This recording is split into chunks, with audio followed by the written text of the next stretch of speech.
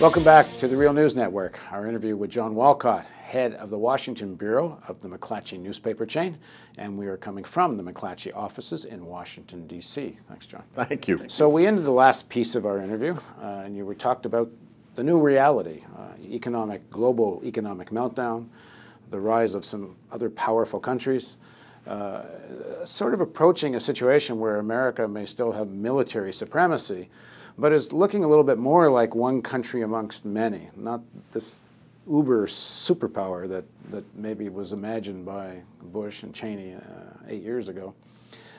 So the question is, has foreign policy thinking caught up with this new reality, and do we get any sense of that from the Obama team? Again, two questions. Has foreign policy thinking caught up with that? Maybe somewhere in the academy, in the literature. In the new administration, no, there isn't any evidence of that. In fact, what we see is mostly people who served in the Clinton administration and are back. So no, I don't see much evidence of a radically different mindset. One place where we may see it is on some of the issues that are never thought of as part of foreign policy. Public health, environment are two, where we may see really new, different thinking. So let's take some of the different regions and kind of dig in just a bit. Sure.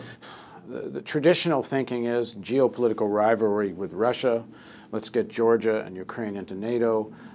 Russia itself talks about the encirclement of Russia with missiles in Poland and a new radar system in the Czech Republic.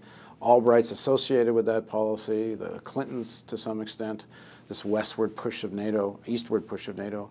Are we still there? Well, we shall see. We don't know yet. I wouldn't be surprised to see a slowdown in that missile defense system, in part because of the question about who it's designed to defend against. And then secondly, there's the question of whether or not it really works. In the case of Georgia, Tom Lasseter, our man in Moscow, just did a story from Georgia which suggests that Senator McCain at the time may have misspoken when he declared that we're all Georgians now, based on the evidence of what the Georgians did. In terms of the Georgians actually instigate going into South Ossetia first before the Russians? Well, not to put too fine a point on it, but they may have overreacted somewhat to some relatively minor attacks by the militias in South Ossetia. Nobody covered himself in glory in that venture, but this administration may be a little more tentative about embracing Georgian membership in NATO. Ukrainian membership in NATO, you just saw the Russians fire back at that one by turning off the gas. A little reminder that everything has its price. The quote-unquote good war, Afghanistan, most of the people we've talked to, analysts, journalists, people that know the area, we keep hearing the same phrase over and over again. There's no military solution here, unless you want to talk about hundreds of thousands of troops, and even then, who knows.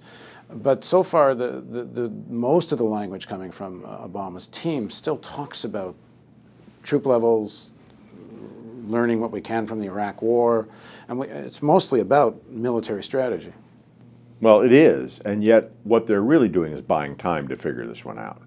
There are multiple studies underway about what to do in Afghanistan, what the options really are.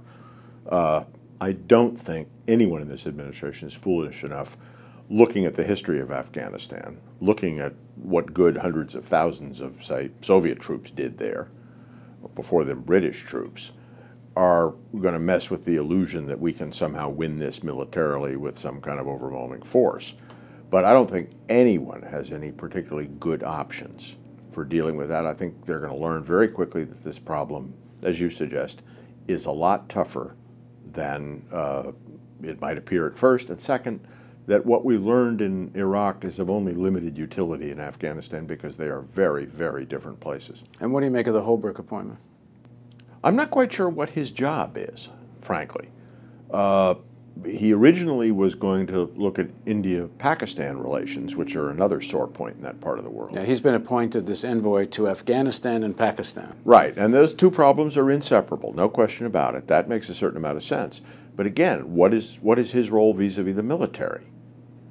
Secretary Gates, the chairman of Joint Chiefs of Staff in Afghanistan. What's his role vis-a-vis the ambassadors in both places, vis-a-vis the NSC staff, the State Department, Secretary Clinton? not at all clear. I mean, these are both presidential envoys.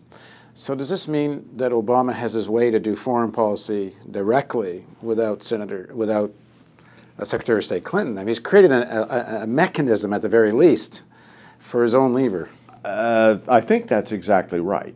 And we've seen this before in the Nixon White House, of all places, where the National Security Advisor, Dr. Kissinger, essentially ran foreign policy out of the White House and ran off the Secretary of State. I don't believe that General Jones, the new National Security Advisor, is cut out of the same cloth as Dr. Kissinger is. But it is interesting. It is interesting that these are presidential appointments and people who ultimately report to the White House, not to the Secretary of State. And Holbrooke made that point interesting. I don't know how many people caught it, but he referred to her as to Secretary Clinton as my immediate boss. Mm. This is like one of your journalists that may have a Foreign Bureau boss to talk to you, but John's in the office over here, and I'm going to have to talk to him eventually. Secretary Holbrooke is a bright man, a veteran diplomat, and he chooses his words carefully. Mm. So just as a sort of concluding big picture question, if in the beginning you said you don't think the foreign policy thinking has caught up with the new reality, if someone were asking you, I guess I am, but let's say they were, what do you need to get about this new reality as a way to start rethinking foreign policy? That this country is not, to use a little Latin, primus inter pares. It is not an unrivaled power, and that the practice of diplomacy involves compromise. It involves, in some cases, letting someone else's interest take precedence over your own when that's wise to do, and it requires a very different attitude toward the world, and that failing to go down that road results in what the historian Paul Kennedy referred to as imperial overstretch. And there is a long history of countries overreaching in this area and ending up, frankly, bankrupting themselves. And there's some danger of Afghanistan becoming that. If one adopts that as your war, which is what happened during the campaign.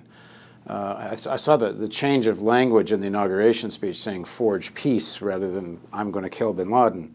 Kill bin Laden has no end game unless you actually do kill bin Laden. Forging peace, I suppose, has some kind of... Well, one of the very early mistakes in Afghanistan that goes back to the past administration was conflating the wars against al-Qaeda and the Taliban.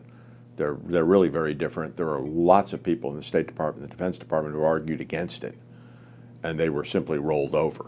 And so those two wars became one. In fact, they're very different. You can fight al-Qaeda and deal with the Taliban. You could. I don't know whether you still can. Well, as you said early on, it's a little early to judge all of this.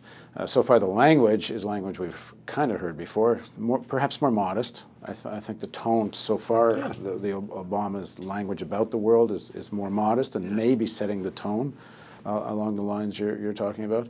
But we'll see what the reality of the policy is. Thanks so much for joining us. My pleasure. And thank you for joining us on the Real News Network.